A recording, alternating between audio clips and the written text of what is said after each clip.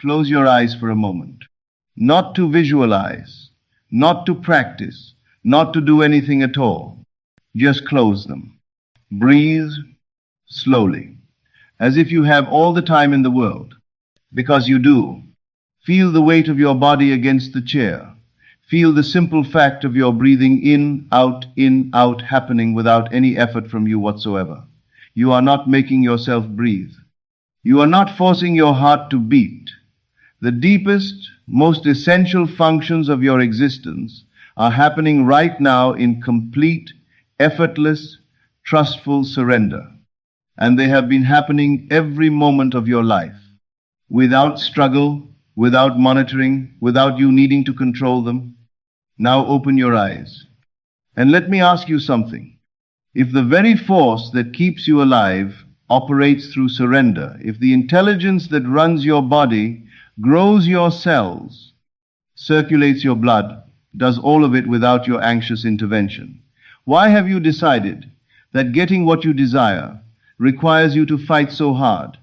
Why have you decided that the same power that manages the unfathomable complexity of a living human being needs your worry to help it manifest a relationship, a sum of money, a healed body, a changed circumstance? Where did you learn that? Because I want to suggest to you tonight that everything you've been taught about effort, about striving, about grinding your way toward what you want, all of it, every last piece of it, is precisely backwards. And tonight we are going to turn it around. Let me tell you what most people believe about manifestation. They believe it is a matter of force. They believe that if they do not push, do not strive, do not grind, do not work hard enough and long enough and desperately enough, they will have nothing. That desire must be earned. That the universe is some kind of cosmic employer who evaluates your effort before releasing your reward. And so they push. They do their practices with white-knuckled intensity. They visualize through clenched jaws. They affirm through gritted teeth. They perform their gratitude and their faith as though they are being graded, as though there is some celestial auditor checking the quality of their feeling and deciding whether it is good enough to qualify for delivery. And then they wonder why it feels like swimming upstream, why the more they try, the more exhausted they become, why the desire seems to stay just out of reach, always approaching, never arriving, like a horizon that retreats as you walk toward it. I want to tell you why. Because anxiety is itself an assumption. When you strive toward something with urgency, with desperation, with the grinding energy of someone who needs to make something happen, underneath all that effort is a belief. A deep, structural, fully operative belief. It is not yet done. That is what all that striving is saying. Every anxious visualization, every desperate affirmation, every frantic technique performed from a place of need, all of it is broadcasting with perfect clarity the assumption that the desire is still absent, still pending, still out there somewhere, waiting to be earned, to be deserved, to be wrestled into existence. And consciousness, which is the only creative force in the universe, which creates not from what you perform, but from what you assume, hears that, and faithfully, precisely, without judgment or mercy, delivers more of the same. More absence, more not yet, more almost but not quite. Because that is what you are most deeply, most consistently, most honestly assuming. So what is the alternative? Not passivity, not indifference, not sitting in your chair doing nothing and waiting for the universe to deliver your desires to your doorstep. The alternative is something far more demanding than striving and far more powerful. Relaxation. I do not mean the relaxation of someone who has given up. I do not mean the slack-jawed indifference of someone who has decided nothing matters. I mean the relaxation of someone who knows. There is a particular quality to the stillness of a person who genuinely knows something. Think of a woman in the early months of pregnancy. She cannot yet see the child. She cannot yet feel it move. To the outside world, nothing has visibly changed. And yet she does not lie awake at night wondering if the baby is going to happen. She does not perform elaborate rituals to ensure the growth continues. She does not check obsessively for signs that something is forming. She knows, and from that knowing, she moves through her days with a quality of quiet confidence that requires no external confirmation. The absence of visible proof does not disturb her. Why would it? She already knows what is true. That is the state I am describing. Not the frantic energy of hoping it works. Not the exhausting performance of believing hard enough. The simple, grounded, almost boring certainty of someone who has accepted a fact. It is done. Not will be done. Not working toward done. Not hoping to be done. Done. Already. Now. Complete. And from that assumption, held not through effort, but through genuine inner acceptance, the world has no choice but to reorganize itself in accordance. Now I want to say something that may challenge you. The world has taught you that ease is suspicious. It has told you in 1,000 explicit and implicit ways that things worth having must be hard to get. That struggle is evidence of seriousness. That if something comes easily, you probably don't deserve it, or it probably isn't real, or there must be a catch. And so when someone says to you, relax, let go, stop striving, something rises up defensively. It says, but if I stop pushing, everything will fall apart. If I stop worrying, I'm being irresponsible. If I stop trying so hard, I'm giving up. I want to look at that belief very carefully, because what it is actually saying is this: I do not trust the law. I believe my effort is more powerful than the creative force of consciousness itself. I believe my worry is doing something useful. I believe that if I stop monitoring, stop controlling, stop forcing, the universe will simply forget about me. Do you see how much power that belief gives to your doubt? Do you see how it makes your anxiety the most important force in the equation, more important than the law, more important than the assumption, more important than consciousness itself? This is the trap within the trap. The belief that struggle is necessary is itself the thing preventing the effortless arrival of what you desire.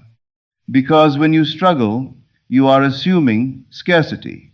You are assuming resistance. You are assuming that getting what you want is, by nature, hard. And the law, which has no opinion, which simply delivers the physical equivalent of your dominant inner state, gives you exactly that experience.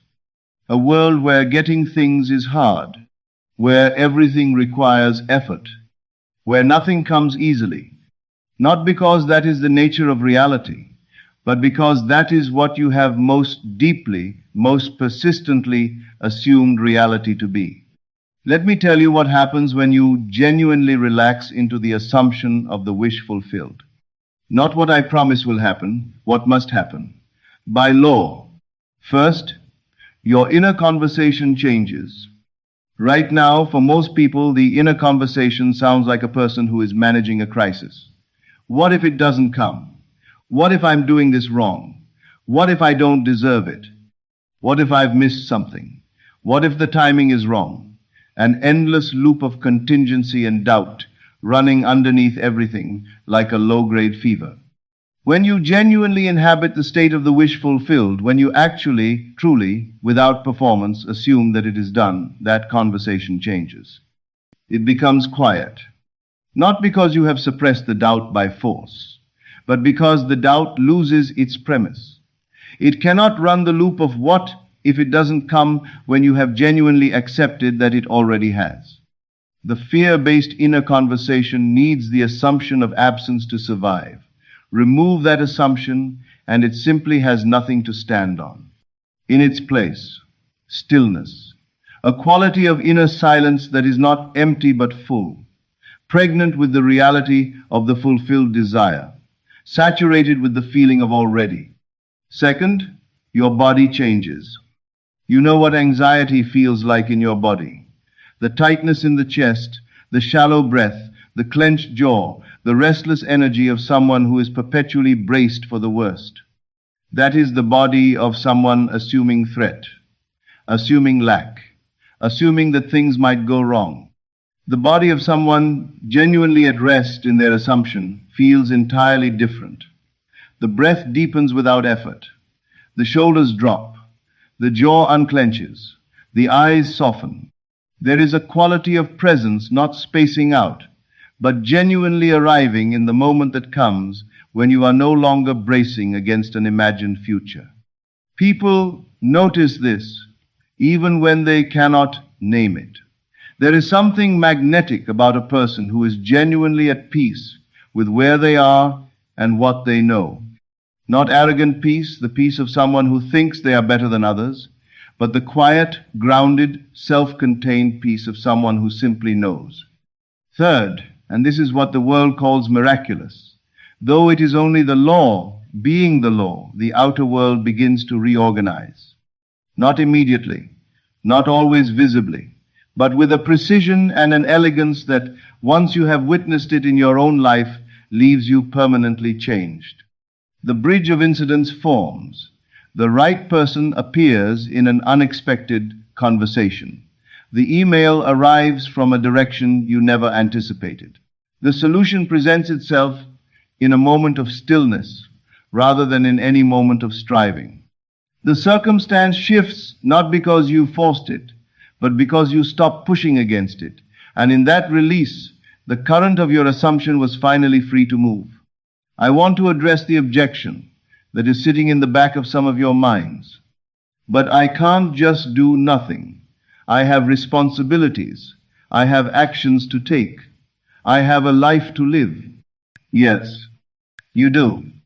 And I am not asking you to stop acting. I am asking you to change the state from which your action flows. There is action that comes from anxiety, from the desperate, grinding energy of someone who is trying to force a result. This action is exhausting. It is effortful in a way that depletes rather than energizes. It often produces results that have to be maintained by more effortful action because they were built from the assumption of struggle and therefore perpetuated. And there is action that comes from assumption, from the natural, almost effortless movement of someone who knows where they are going and is simply walking there. This action does not feel like striving. It feels like expression. Like the flower that doesn't strain to bloom, it simply blooms, because that is the natural outgrowth of what it already is. When you are genuinely inhabiting the state of the wish fulfilled, the actions you take are different in quality. They arise naturally, from the inside out, rather than being forced mechanically from the outside in. You find yourself drawn to do certain things, to make a certain call, to write a certain message, to go to a certain place, not because you have figured out the optimal strategy, but because those actions feel natural to who you are being. And the results of those actions tend to be disproportionate to the effort involved, because they are not powered by your anxiety, they are powered by your assumption. And assumption is a far more efficient engine than effort. Let me say something about the harvest. When a farmer plants seeds, he does not dig them up every day to check whether they have germinated. He does not lie awake at night wondering if the seeds are growing. He does not perform elaborate rituals over the soil to try to accelerate the growth. He plants, and then he trusts the process. He goes about his days knowing, not hoping, not wishing, not performing that the harvest is coming. Because he understands that once the seed is in the ground, in good soil, the growth is not a matter of his effort. It is a matter of law, of nature doing what nature does when the right conditions are met. Your assumption is the seed. The soil is consciousness. And the law which does not fail, which has never failed, which cannot fail any more than gravity can fail, is the force that grows the seed into its harvest. Your role is not to make it grow. Your role is to not dig it up, to not interrupt the process with doubt, to not disturb the soil with anxiety, to not keep demanding proof of germination, before the shoot has had time to appear above ground. Your role is to plant with genuine assumption, not performed assumption, not hoped assumption, but genuine, settled, bone-deep acceptance of the fact, and then to rest. To water the seed with your faith, to shine upon it with the warmth of a consciousness that knows, beyond any need for external proof, that the harvest is coming. And it will come, not because you earned it, not because you deserved it, not because you performed your practice correctly or believed hard enough or did everything right, because you planted the seed, and planting is always followed by harvest. That is the law, and the law does not fail. Now let me speak to the moments of contradiction, because they will come. You will settle into this state of quiet knowing, and then something will happen that seems to contradict everything. The circumstances will scream. The evidence will press against your assumption with what feels like overwhelming force, and something inside you, old, deeply grooved, familiar, will say, "You see, you were foolish to believe. Look at what's actually happening." In that moment, you will be given a choice. You can react. You can take the bait of appearances. You can let what you see determine what you assume. You can abandon the state and descend back into the anxiety and striving that feels, at least, like doing something. Or you can do something far harder and far more powerful. You can remain. You can look at what appears to be contrary evidence and say quietly, privately, with the certainty of someone who understands how the law works, "This is old data. This is the echo of a prior state. This is not the current creative force in my life.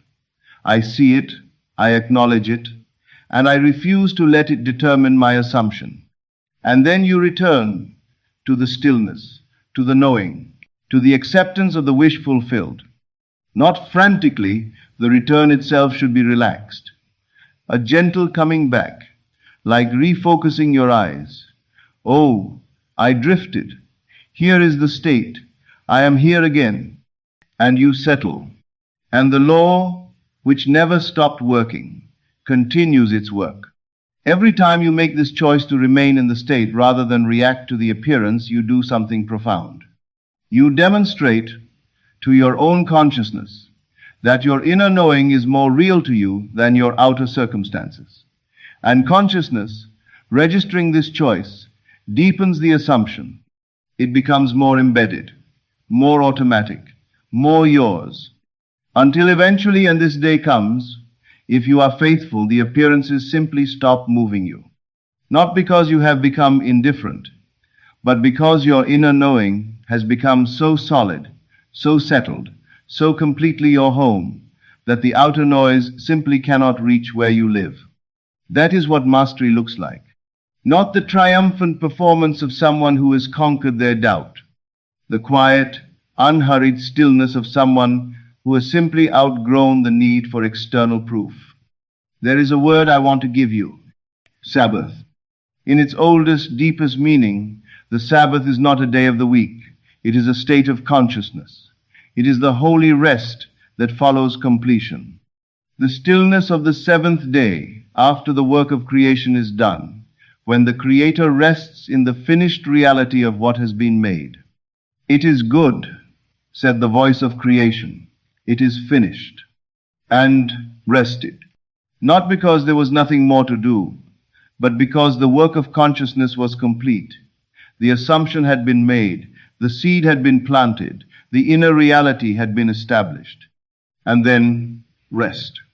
This is your invitation tonight, to enter your own Sabbath, to say of your desire, of your fulfilled state, of the reality you have claimed in consciousness, "It is done, it is finished, it is good," and to rest there, not to monitor, not to check, not to strategize or force or perform, to simply rest in the knowing that it is complete. This is not the rest of someone who has given up. It is the rest of someone who has accomplished the only thing that ever needed accomplishing. The inner shift, the acceptance of the end, The assumption, held with genuine, settled, peaceful conviction, that the desire is already done in consciousness, and that consciousness is the only reality there is. Everything else is merely the echo catching up. So let me give you something practical to carry out of here tonight. Not a technique, a question. How would I feel if I knew, beyond any doubt, that what I desire is already done? Not how would I feel if I saw proof? Not how will I feel when it arrives? How would I feel right now if I simply knew the way I know my own name, the way I know what city I live in, that it is already complete in consciousness and therefore inevitable in form? Sit with that question. Not to find the right intellectual answer, but to find the feeling, the actual felt sense of what that knowing would be like in your body, in your breath, in the quality of your inner silence. And then this is everything be that. Not perform it, not display it. Be it. Let it change your breath. Let it soften your jaw. Let it slow your walk and deepen your voice and quiet the urgency in your eyes. Let the feeling of it is done become the atmosphere you move through, the air you breathe, the quiet background of everything you do and say and think throughout your day. This is not a technique you add to your existing life. It is an identity you step into. The person who knows it is done moves differently than the person who is hoping it will be done. They inhabit the same body, they face the same circumstances, and they live in completely different realities. Because they are being completely different assumptions. And consciousness, which is the only creative force there is, delivers the physical equivalent of the assumption you are most deeply, most persistently, most truly being. I want to close with this. You are not here to earn your good. Let me say that again, because most of you have been told the opposite so many times that it has become invisible, like water to a fish. You are not here to earn your good. Your desires are not rewards for sufficient effort. They are not prizes distributed to the most disciplined, the most faithful, the most deserving. They are not being withheld by some cosmic authority who is evaluating your worthiness. Your desires are revelations. They are signs, precise, personal, intimate signs of what already exists as your inheritance in the realm of consciousness. The moment a desire arises in you, it is because on some level you are aware, however dimly, that this thing belongs to you, that it is available to you, that somewhere in the infinite field of what is possible, this particular reality is calling your name. Your job is not to create it. It already exists. Your job is to claim it. And claiming it does not look like striving. It does not look like performing. It does not look like white-knuckling your way through a visualization practice while secretly terrified it won't work. Claiming looks like acceptance. Quiet, genuine, settled acceptance of the end, of the fact, of the already done. This is mine. I accept it as mine. It is done in consciousness, and therefore, inevitably, it must become done in form. That acceptance, held with real conviction, returned to faithfully when you drift, made the quiet center of your inner life, is the only work that has ever been required. Everything else, all the techniques and methods and practices, have only ever been roads to this. This stillness, this knowing, this rest. So breathe. Let your shoulders drop. Let your jaw unclench. Let go of the need to make something happen, to monitor the progress, to perform your faith correctly enough that the universe finally decides you qualify. You already qualify. You always have. The desire in your heart is not a wish. It is a promise. And the only thing standing between you and the fulfillment of that promise is your willingness to stop fighting your way toward it and simply open your hands and receive. It is done. Rest in that. Good evening. This is Neville Lectures. I'll see you again in the next video.